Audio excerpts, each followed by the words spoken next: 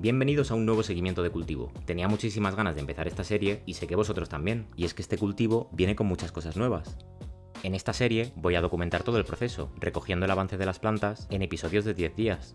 Aunque no busco que sea un cultivo profesional, la idea es que tengáis una guía para comparar vuestro progreso. Cuando yo empecé a ver vídeos de cultivo, quería verlo todo, cada trasplante, cada poda, cada riego. Obviamente es imposible mostrar todos los detalles, pero al menos intentaré que este seguimiento sea lo más completo posible. Además, quería recordaros que tenemos un canal en Kick, donde estamos revisando cultivos de seguidores en directo, y un canal secundario de YouTube, donde subiré contenido extra que no puedo poner en el canal principal. Ya sabéis que me ayudáis un montón si os suscribís y si os pasáis a ver los vídeos. Como siempre, recordad que este vídeo es completamente educativo y documental, centrado en la jardinería indoor de lechugas aromáticas. El objetivo es puramente científico y didáctico, donde observamos y comentamos cada paso del proceso. El fin es informar, educar, documentar y entretener.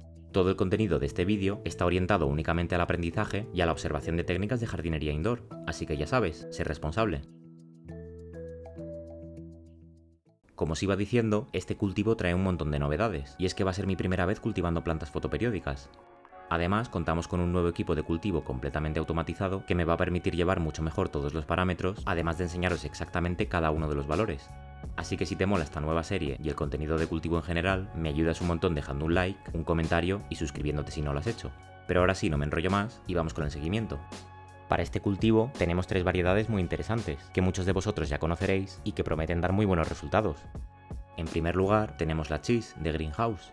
Este es un fenotipo seleccionado de skunk, es decir, la versión de una planta concreta dentro de una variedad que ha sido elegida por mostrar las características más deseables de esa genética, como el aroma, sabor, producción o estructura. Esta es una cepa muy clásica que se originó en el Reino Unido en los años 80, perfecta para este cultivo donde quería probar genéticas old school. Surgió como un fenotipo especial de skunk número 1, elegido por su aroma único a queso. Los aficionados británicos empezaron a estabilizarlo convirtiéndolo en la cheese que conocemos hoy en día. Durante los 90 se volvió muy popular en Reino Unido y empezó a cruzarse para mantener su aroma y sabor característicos. Con el tiempo se difundió internacionalmente y sigue siendo una genética muy apreciada a día de hoy. En segundo lugar tenemos la Critical Bilbo de Genetic Seeds. Esta variedad es el resultado del cruce entre una planta afgana y una skunk y se originó en Bilbao sobre el año 2000. Es muy conocida, especialmente en la zona norte del país, donde muchos la consideran una elección segura. Se caracteriza por su resistencia al frío y a las plagas, lo que la convierte en una opción ideal para quienes buscan una genética fiable y fácil de manejar. Además, su floración rápida y su producción abundante la hacen perfecta tanto para principiantes como para cultivadores experimentados. Y por último, tenemos la Blue Susie de Dutch Passion, que he decidido incluir en este cultivo como contrapunto a las otras dos más clásicas. Esta variedad es el resultado del cruce entre una madre de Kuss Mints y un clon seleccionado de Skittles, ambas provenientes del banco de genes Dutch Passion. Se caracteriza por tener una floración rápida, producción abundante y un perfil de terpenos con notas frutales ligeramente ácidas y con toques a limón. Está inspirada en una genética muy conocida, originaria de California, adaptada por Dutch Passion para ofrecer una versión más accesible al público general. Para la germinación, lo primero que hice fue dejarlas en remojo durante unas 12 horas. La idea detrás de esto es que la cáscara se reblandezca y luego la planta pueda salir bien, y que no se quede atascada como ya nos pasó en el cultivo anterior. He usado agua destilada porque es un agua totalmente pura, sin cloro, cal ni minerales que puedan interferir en el proceso de germinación. Esto ayuda a que la semilla se hidrate correctamente y evita la aparición de hongos o bacterias que podrían dañarla. Además, al no tener sales disueltas, mantiene un entorno limpio y neutro, perfecto para que la semilla despierte sin estrés.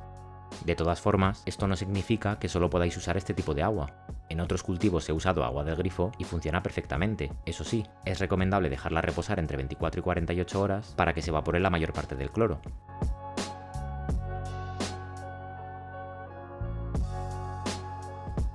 «12 horas después, las pasé a unos tuppers con servilletas, que humedecí con el mismo agua que había usado para hidratarlas. Es importante no encharcarlas y retirar cualquier exceso de agua. Lo que buscamos es un ambiente húmedo, pero sin que las semillas se ahoguen. También me gusta separar las semillas entre sí para evitar que cuando germinen, las raíces se enreden unas con otras, y así nos ahorramos problemas a futuro.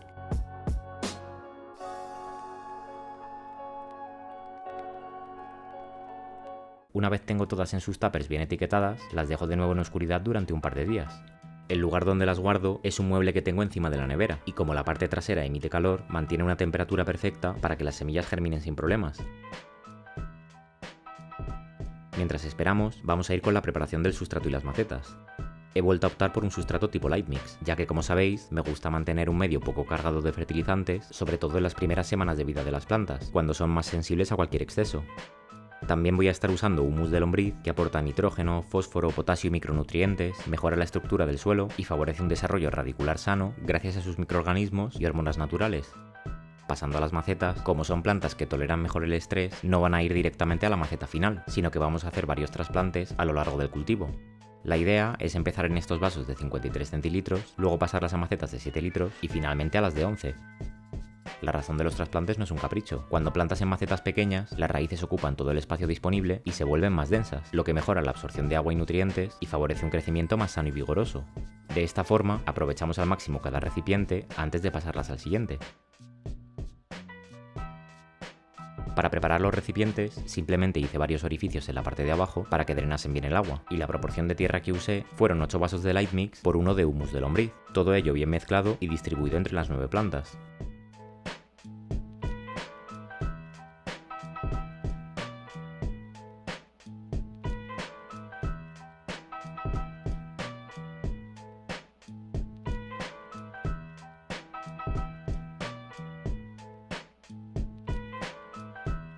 También en este punto era hora de estrenar la nueva gama de fertilizantes que nos va a acompañar durante todo el cultivo, Canaboom.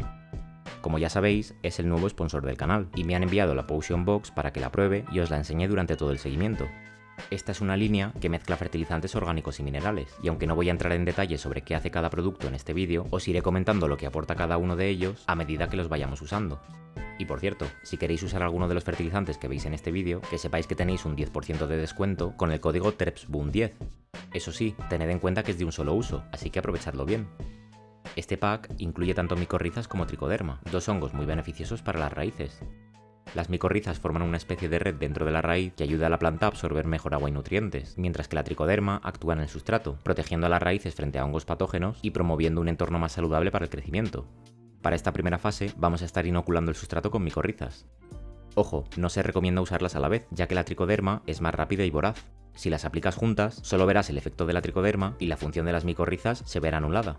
La razón es que al ser hongos diferentes, la tricoderma actúa principalmente en el exterior de la raíz e impide que las micorrizas, que funcionan en el interior, puedan colonizarla. Por eso lo correcto es aplicar primero las micorrizas, dejar que se establezcan durante 7 o 10 días y después añadir la tricoderma, ya sea vía riego o espolvoreándola directamente en las raíces. De esta manera, ambos hongos pueden trabajar de forma óptima y potenciar el desarrollo de las raíces. En este caso he optado por espolvorear un poco dentro del agujero que ocupará la semilla cuando germine, y lo he cubierto con un poco de tierra. De esta forma, cuando la raíz de la semilla entre en contacto con el hongo, empezará la simbiosis y tendremos un sistema radicular más fuerte. Por último, lo que hice fue regar cada uno de los vasos con unos 20 ml de agua para ir activando las micorrizas. Es importante decir que en este primer riego no corregí el pH, ya que las micorrizas no necesitan un agua con un pH perfecto para colonizar la raíz. Lo fundamental es que no haya cloro ni químicos agresivos que puedan dañar a los hongos. En mi caso, utilicé agua del grifo reposada durante unas 48 horas, que es más que suficiente para que el cloro se evapore. Además, la zona donde vivo tiene un agua bastante buena de por sí, con niveles bajos de cloro y minerales, así que no tuve que complicarme demasiado. Aún así, si vivís en una zona donde el agua es muy dura, con mucha cal o minerales disueltos, sí que os recomiendo usar agua de osmosis o colocar un pequeño filtro, para evitar que esos excesos afecten al desarrollo de las raíces y a la vida microbiana del sustrato. Un pH de 7,8 no es lo ideal, pero para un riego puntual con micorrizas no pasa absolutamente nada. Lo importante es que los hongos sobrevivan, colonicen bien las raíces y empiecen a hacer su trabajo. Al día siguiente, y pasadas 48 horas desde que pusimos las semillas en los tuppers, era hora de pasarlas a cada uno de los vasos. En primer lugar tenemos la Blue Suzy, las cuales, como podéis ver, han salido todas. No obstante, si os fijáis en la de la derecha, tiene la radícula partida. No estaba rota del todo, así que tocaba darle una oportunidad y ver si al final podía seguir adelante. Pasando a las Critical Bilbo, podéis ver que también han germinado las tres y tienen una buena radícula formada, aunque una de ellas es notoriamente más corta. Y por último tenemos las Cheese, las cuales tenían todas una radícula bastante larga y bien formada, y de hecho estaban ya casi abriendo los cotiledones.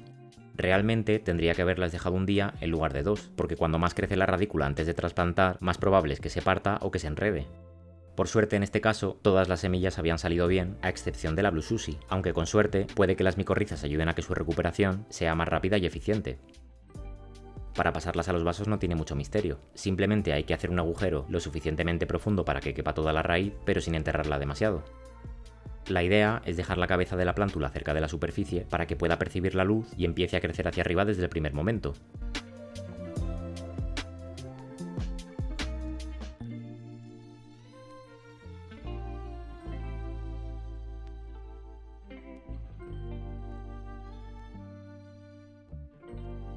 Por tanto, ahora solo quedaba esperar y darles las condiciones idóneas para que empezasen a crecer.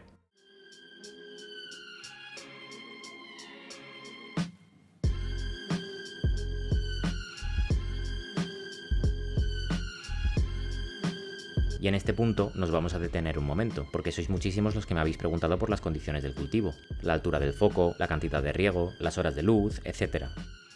Como ya os he comentado en otros vídeos, la luz y el armario son los mismos que el anterior cultivo. Las dimensiones de la carpa son de 1 metro por 1 metro por 1,80 de alto, y el LED es el FC3000 Evo, que es de 300 vatios. La novedad en este cultivo es la regleta inteligente que me ha enviado Marsidro, que no solo me permite automatizar todo el sistema, sino que además voy a poder daros los parámetros reales. Así que voy a aprovechar que tenemos este equipo para ir enseñándoos los diferentes parámetros que voy llevando a través de las diferentes etapas del cultivo.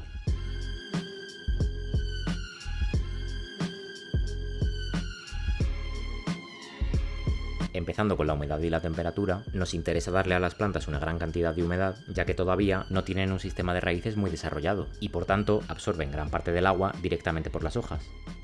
Lo ideal en esta fase del cultivo es mantener la humedad relativa entre el 70 y el 80%, y como veis de fondo, estamos perfectamente entre esos valores. Gracias a tener el cultivo automatizado, si la humedad baja del 70%, el humidificador se activa automáticamente, y se apaga una vez llega al 80%. En cuanto a la temperatura, los valores óptimos para plántulas son de entre 21 y 25 grados durante el día y entre 18 y 22 grados por la noche. En mi caso, estamos rondando los 23 grados por el día y unos 18 por la noche, así que aquí también estamos dentro del rango ideal.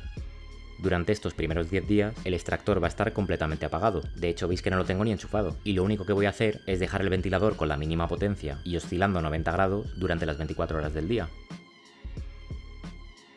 De esta forma consigo que no se escape demasiada humedad, pero a la vez mantengo el aire dentro de la carpa en movimiento, evitando bolsas de humedad que puedan favorecer la aparición de hongos.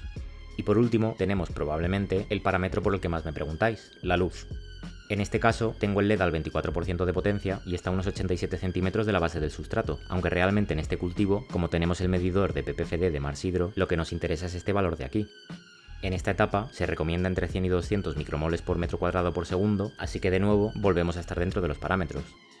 Si no tenéis un medidor de ppfD, lo mejor siempre es intentar quedarse cortos antes que pasarse. Además podéis ayudaros de aplicaciones como Photon, que ya os he enseñado en este canal, y que a pesar de no ser muy exactas, siguen siendo mejor que nada. Y bueno, ya sabéis que si queréis haceros con cualquier equipo que veis en el vídeo, tenéis un 3% de descuento con el código TREPSYouTube en la página oficial de Marsidro. Todos estos parámetros son lo ideal, pero no significa que tengáis que tenerlos exactos para que vuestras plantas salgan adelante. Obviamente cuanto más cerca estemos de estos valores, las plantas se desarrollan mejor, pero igualmente después veremos cómo cada genética reacciona de manera diferente. Por cierto, no lo he mencionado antes, pero el fotoperiodo que les estoy dando es de 18 horas de luz y 6 de oscuridad. Sé que esto es un concepto muy básico, pero como a día de hoy hay gente que todavía me lo pregunta, lo incluyo en el vídeo y así queda más completo. Al ser fotodependientes y no automáticas, como las que habéis visto en los demás seguimientos del canal, estas plantas necesitan un ciclo de luz específico para crecer y florecer, es decir, dependen de la cantidad de horas de luz y oscuridad que reciben para pasar de la fase vegetativa a la fase de floración.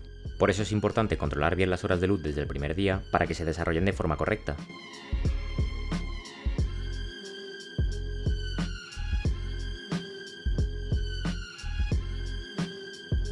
Como habéis ido viendo de fondo, todas las plantas han salido ya del sustrato y han abierto los cotiledones, todas excepto el fenotipo 2 de la Blue Susie, que es la que salió con la raíz partida. En este punto pensé si esperar un poco más o darla ya por perdida, y como soy un poco impaciente, opté por la segunda opción. No obstante, esto no se podía quedar así. Yo os había prometido un cultivo con 9 plantas, y 9 plantas va a haber. El problema es que justo de la Blue Susie solo tenía 3 semillas, las 3 que germiné, por lo que lo lógico habría sido coger una semilla de una de las otras 2 genéticas que ya tenemos dentro del armario, la Cheese o la Critical. Y sí, he dicho que es lo lógico, pero obviamente no es lo que vamos a hacer. Los más veteranos del canal sabéis que me encanta hacer experimentos y documentar todo el proceso, y creo que este tipo de cosas le dan dinamismo a la serie y la hacen más entretenida. Por tanto, lo que vamos a hacer, y por petición popular de mis seguidores en Instagram, es meter una nueva genética como reemplazo, es decir, que ahora tendremos 4 cepas distintas en el mismo armario. Creo que no hace falta decir que no es lo ideal si buscas tener un dosel parejo, y que cuantas más genéticas diferentes tengas dentro del armario, suele ser más lío, pero vuelvo y repito, por el bien de la ciencia y el contenido, yo me sacrifico por vosotros. Por comentaros un poco sobre la nueva genética, esta es una Strawberry Cola Sherbet, de Sweet Seeds, que me regalaron cuando compré las semillas del anterior cultivo. Esta es una planta fast version, lo que quiere decir que tiene algo de Rudelaris en sus genes para cortar la floración. En un principio sigue siendo fotodependiente, así que no deberíamos tener ningún problema, aunque he visto en vídeos de algunos compañeros que mencionan que estas plantas a veces florecen si bajas el fotoperiodo a menos de 16 horas de luz. He escogido esta, ya que al ir por detrás de las demás, va a ser la más pequeña del armario, por lo que compensar los días de retraso con una floración más rápida me parecía lo más lógico. Esta variedad es el resultado del cruce entre un clon fotodependiente de la famosa Sunset Sherbet y una línea autofloreciente seleccionada de Strawberry Cola. Además de su floración rápida, se caracteriza por un aroma dulce y afrutado con notas de frutos rojos y refresco de cola. Volviendo con las plantas del armario, como veis, se me habían espigado un poco. Esto suele pasar por la falta de luz, las plantas se estiran buscando recibir una mayor cantidad. Para corregir esto, subí la potencia del LED al 35%. Otro truco es cubrir con más tierra la base de la planta. Esa parte empezará a sacar raíces nuevas y el tallo se convertirá en raíz. El problema es que rellené los vasos hasta arriba del todo, así que no podía poner mucha más tierra. Por suerte, recordé que esto mismo le pasó a mi compañero Alex Groder, el cual por cierto tendréis su canal en la descripción. Lo que él hace es doblar ligeramente el tallo con cuidado y después lo cubre con tierra. Es un método muy básico, pero funciona de maravilla, y como veis, las plantas quedaron mucho más firmes y compactas.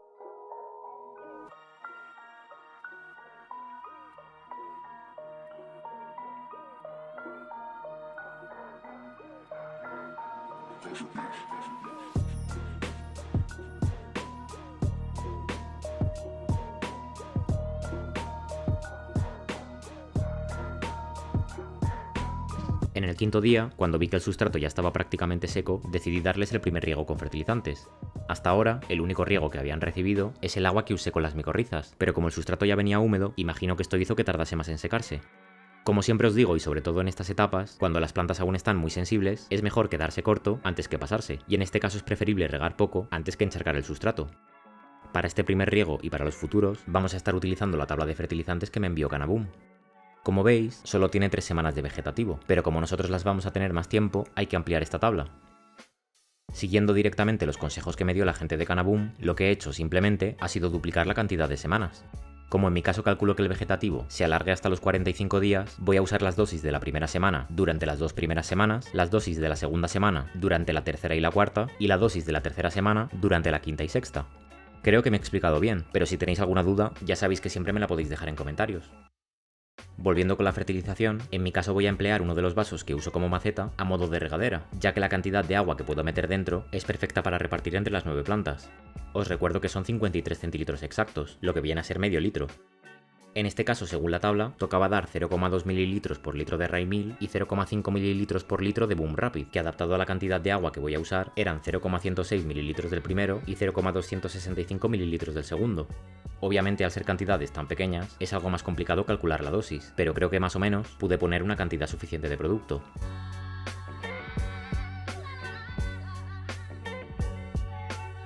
El Raimil es un estimulador radicular que favorece el desarrollo de raíces nuevas y más fuertes, mejorando la absorción de nutrientes desde las primeras etapas. Por su parte, Boom Rapid es un abono de crecimiento rico en nitrógeno, aminoácidos y micronutrientes, que estimulan el desarrollo vegetativo, ayudando a que las plantas crezcan más rápido y con un follaje más denso. Una de las novedades de estos fertilizantes, aparte de mezclar orgánicos y minerales, es que incluyen varios productos de la línea Full Creme, un fertilizante en formato gel que hace que sea más concentrado y se conserve mejor con el tiempo. Una vez tenemos el agua de riego, simplemente hay que asegurarnos de que el pH y la EC estén dentro de los rangos óptimos. En mi caso los fertilizantes ya me dejan el agua en un pH de entre 6 y 6,5, justo lo ideal para que las raíces absorban los nutrientes sin problemas. Respecto a la EC, mi agua base suele tener unas 100 partes por millón, es decir, un agua bastante blanda con pocos minerales. Una vez aplico el fertilizante, la electroconductividad sube a 282 partes por millón, que está bien para esta etapa del cultivo. No voy a meterme en cálculos ni conversiones complicadas, porque si no esto se haría un poco pesado, pero si tenéis un medidor de EC que os da la medida en microsiemens, simplemente recordad que 282 partes por millón equivalen aproximadamente a 564 microsiemens por centímetro, lo que está justo dentro del rango recomendado para plántulas.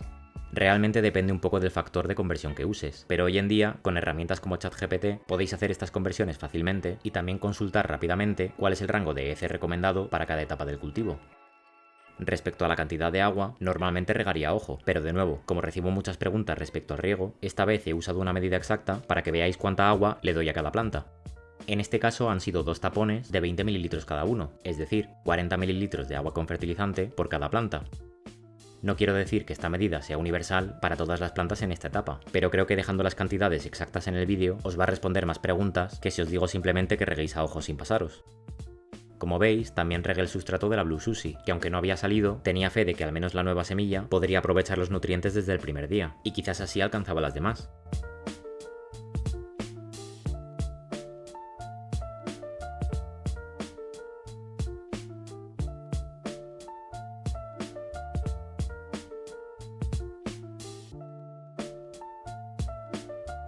Precisamente al día siguiente tocaba ver si la Strawberry con la Sherbet había empezado a germinar y estaba lista para pasar a tierra. Y en efecto, como podéis ver, había salido sin problema y ya tenía una radícula bien formada. Por curiosidad, me dio por excavar un poco y sacar la Blue Suzy para ver si se había desarrollado o estaba completamente irrecuperable. Realmente, a mí me parecía tener el mismo aspecto que 6 días atrás cuando las pasé a tierra, pero como nunca se sabe, simplemente la enterré en un lado del vaso y planté la nueva genética en su lugar. A malas, esta semilla se degradará con el tiempo y aportará unos pocos nutrientes al sustrato, y si hay sorpresa y sale, le dará más emoción al cultivo.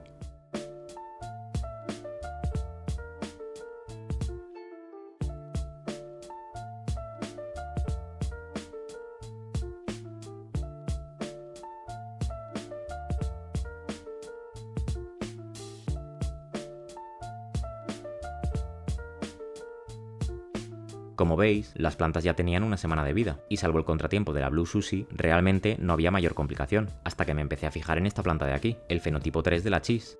Tiene un color mucho más amarillento que las demás y se ve algo enferma. Realmente, todas las plantas tenían las mismas condiciones, así que no tenía mucha idea de qué le estaba pasando. Una vez más, os pregunté a vosotros por Instagram, y la mayoría de respuestas fueron que lo más probable es que se debiese a la genética de la planta.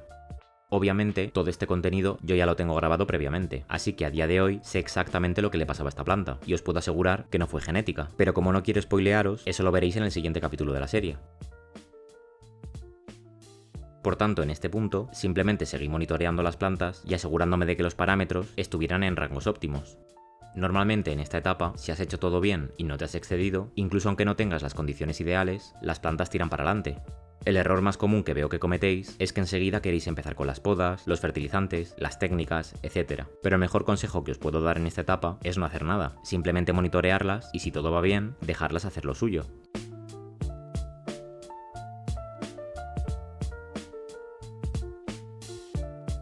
Por cierto, aprovecho para deciros que todos estos consejos los doy basados en mi experiencia y el feedback que recibo de vosotros. Quiero dejar claro que no soy ningún experto, ni mucho menos, simplemente comparto mis experiencias y os doy trucos y tips que yo mismo empleo.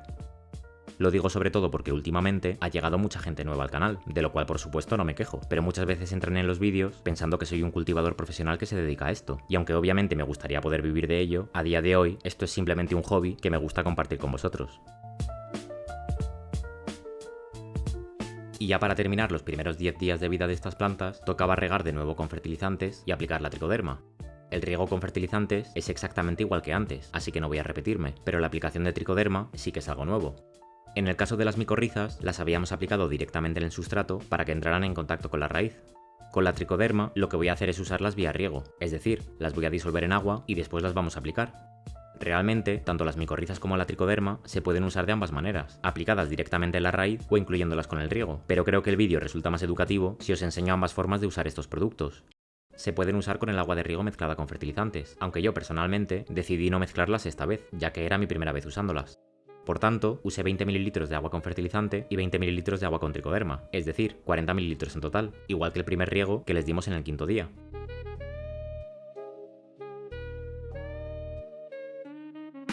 Y por último, aproveché para subir la potencia del LED al 40%, para darles un poco más de luz sin estresarlas demasiado. Siempre intento ir subiendo la potencia de forma gradual, para que las plantas se acostumbren y puedan asimilar bien el cambio. Ya os digo que muchas de las cosas que os he enseñado en este vídeo, yo de normal las haría más a ojo y no con cantidades tan exactas, pero ya que tengo los medios en este cultivo, me parecía interesante poder enseñaros las cantidades y parámetros exactos que he usado. Vuelvo y repito, no significa que lo tengáis que hacer igual que yo o que sea la guía definitiva de cultivo, pero creo que daros estos datos os va a permitir comparar el avance de vuestras plantas con el mío y así podréis darles un cuidado mejor. Y hasta aquí el primer episodio del seguimiento indoor. Como siempre, me ayuda un montón que dejéis un like, un comentario y os suscribáis si os gustan este tipo de vídeos. Tenía muchas ganas de compartir este nuevo cultivo y empezar esta serie, y sé que muchos de vosotros también, así que espero que os haya gustado. Y poco más por hoy, nos vemos en la próxima. Chao.